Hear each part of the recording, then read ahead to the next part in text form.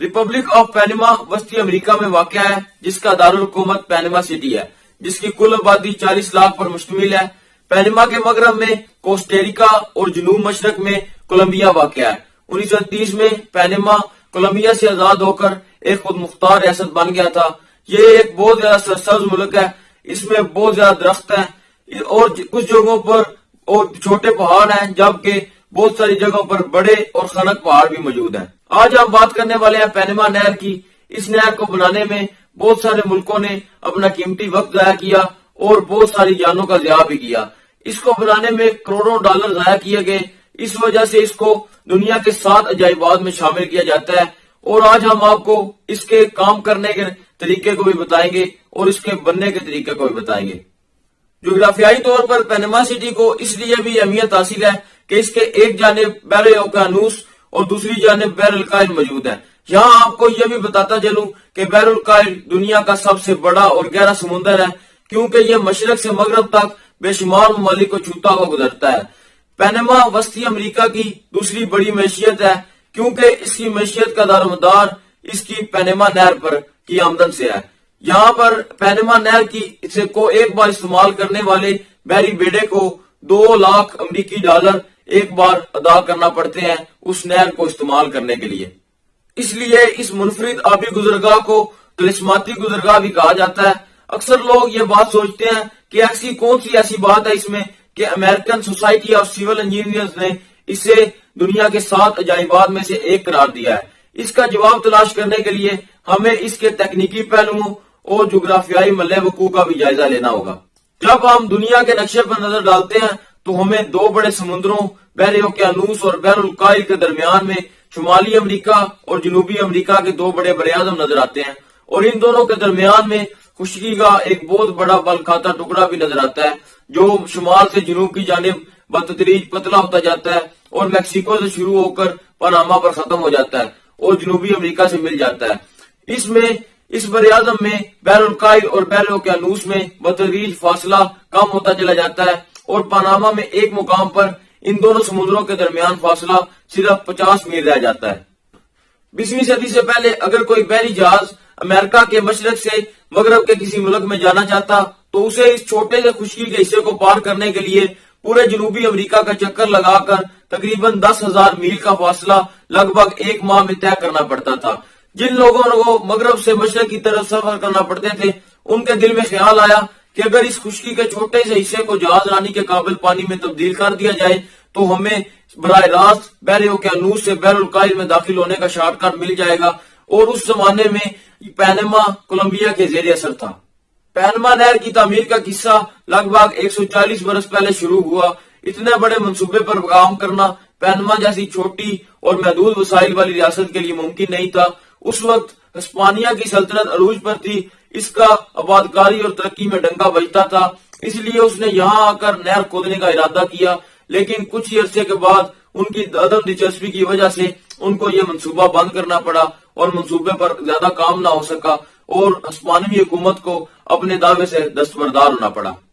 اس کے بعد کولمبیا کی حکومت نے وہ علاقہ جہاں پر دونوں سمندروں کے درمیان نہر بنائی جا سکتی تھی 99 سالہ منصوبے کے تحت ایک فرانسیسی کمپنی کو دے دیا۔ اس کمپنی کے انجینئر فیڈن نے 1881 میں اس منصوبے پر کام شروع کیا۔ اس میں 17,000 مزدور کھدائی کے لیے تعینات کیے گئے۔ اس میں زیادہ تر ویسٹ انڈین شامل تھے، لیکن بدقسمتی سے 21,000 مزدوروں کی جانیں لینے کے باوجود بھی یہ منصوبہ ادھورے کا ادھورا ہی رہا، کیونکہ اس علاقے میں اچانک یرکان اور ملیریا کی جان لیوا وبا پھوٹ پڑی۔ لیکن اس کے علاوہ مٹی کے تودے گرنے سے بھی ہلاکتیں روز کا معمول بن چکی تھی۔ دوسری طرف یہاں چند گھنٹوں کی بارش مہینوں کے کام کو ملیامیٹ کر دیتی تھی۔ اس کے باعث فرانسیسی کمپنی کو 1899 میں یہ منصوبہ ادھورا چھوڑ کر واپس جانا پڑا۔ اب صرف امریکہ ہی ایک واحد ملک تھا جو اس کام کو پایہ تکمیل تک پہنچا سکتا تھا۔ ویسے بھی اس نہر کا سب سے زیادہ مفاد بھی امریکہ سے ہی وابستہ تھا۔ اس لیے پینما نے 1903 میں متحدہ امریکہ کے ساتھ نہر کی تعمیر کا معاہدہ کر لیا۔ امریکہ نے فرانس کی غلطیوں کو مد نظر رکھتے ہوئے ایک منصوبہ بنایا جس کے تحت ان دونوں سمندروں کو مدغم کرنے کی بجائے ان کے درمیان ایک میٹھے پانی کی نہر بنانے کی منصوبہ بندی کی گئی، خوشقسمتی سے اس جگہ پر پہلے سے ہی ایک دریا موجود تھا۔ امریکیوں نے اسی دریا کے آس پاس باندھ کر اس کو نہر کی شکل میں تعمیر کیا، لیکن مسئلہ یہ تھا کہ جس علاقے میں یہ نہر تعمیر کی گئی تھی وہ بحر الاوقیانوس اور بحر الکاہل سے 26 میٹر بلند تھا۔ اگر جہاز بحر الاوقیانوس میں ہے تو اسے پینما نہر میں اتارنے کے لیے 20 میٹر اونچا کیسے کیا جائے اور نہر عبور کرنے کے بعد اسے بحر الکاہل میں سطح سمندر کے برابر نیچے کیسے لایا جائے۔ یہی مسئلہ ان جہازوں کے ساتھ بھی تھا جو بحر الاوقیانوس اور بحر الکاہل میں سے گزرنا چاہتے تھے۔ اس مسئلے کا جو حل نکالا گیا اسے ہی پینما نہر کا عجوبہ سمجھا جاتا ہے۔ حل یہ نکالا گیا کہ اگر جہاز بحر الاوقیانوس میں اس جگہ پر پہنچ جائے جہاں سے پینما نہر کا آغاز ہوتا ہے تو وہاں پر جہاز کو ایک حوض نما جھیل میں داخل کر دیا جائے جس کے دونوں طرف بڑے بڑے مضبوط گیٹ لگے ہوں۔ جب جہاز اس میں داخل ہو جائے تو ان دونوں گیٹوں کو بند کر اس میں پانی بھرنا شروع کر دیا جائے۔ جب وہ پانی نہر کے پانی کے برابر ہو جائے تو اس جھیل کا نہر کی طرف والا دروازہ کھول دیا جائے تاکہ جہاز اس نہر میں داخل ہونے کے قابل ہو جائے۔ پھر جب جہاز بحر الکاہل کے قریب پہنچے تو وہاں پھر ایک حوض نما جھیل میں اسے داخل کر دیا جائے جس کا پانی سطح نہر کے برابر ہو اور سطح سمندر سے بلند ہو، جس کے دونوں گیٹ بند کر کے اس کو آہستہ آہستہ اس کا پانی نکالا جائے اور جہاز جب سطح سمندر کے برابر آ جائے تو اس کا گیٹ سمندر کا کھول کر اس کو بحر الکاہل میں داخل کر دیا جائے۔ اس طرح جہاز کے اوپر اور نیچے ہونے کے 3 مرحلوں میں اس کا عمل ہوگا اور ہر مرحلے میں جہاز کو حوض میں داخل ہو کر اوپر اور نیچے پانی ہونے کے انتظار کرنا پڑے گا۔ ان 3 مرحلوں سے ان سب جہازوں کو گزرنا پڑے گا جنہوں نے بحر الکاہل اور بحر الاوقیانوس سے ادھر ادھر سفر کرنا ہو۔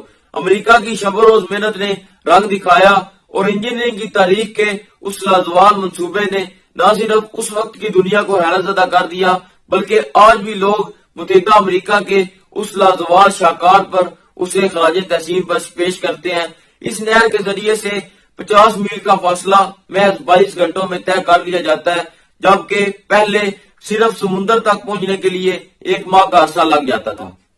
1977 تک پینما نہر کے ارد گرد واقع پینما کنال زون کا کنٹرول امریکہ نے اپنے پاس ہی رکھا، جبکہ اس کے بعد امریکہ اور پینما کے درمیان ایک معاہدہ ہوا جس کے تحت وہ کنٹرول دونوں ممالک کے اختیار میں چلا گیا اور پھر 1999 میں وہ سارا کنٹرول صرف پینما ریاست کے حوالے کر دیا گیا۔ پینما نہر کی تعمیر میں فرانس 1881 سے لے کر 1899 تک مصروف کار رہا اور امریکہ نے 1903 میں اس کی تعمیراتی کام شروع کیا اور 15 اگست 1914 کو اس کو تعمیر کرنے میں کامیاب رہا۔ پینما نہر کی تعمیر میں کل 33 کروڑ 67 لاکھ 50 ہزار ڈالر لگے اور 24 کروڑ مربع فٹ کھدائی کی گئی۔ پینما نہر کی تعمیر میں 22,000 فرانسیسی مزدوروں اور 5600 کے قریب امریکی مزدوروں کو اپنی جان سے ہاتھ دھونا پڑے۔ آج پینما نہر کو دنیا بھر کے اہم ترین بحری گزرگاہوں میں شامل کیا جاتا ہے اور ہر سال 14,000 بحری جہاز اپنا تجارتی سامان لے کر ادھر ادھر سفر کرتے ہیں۔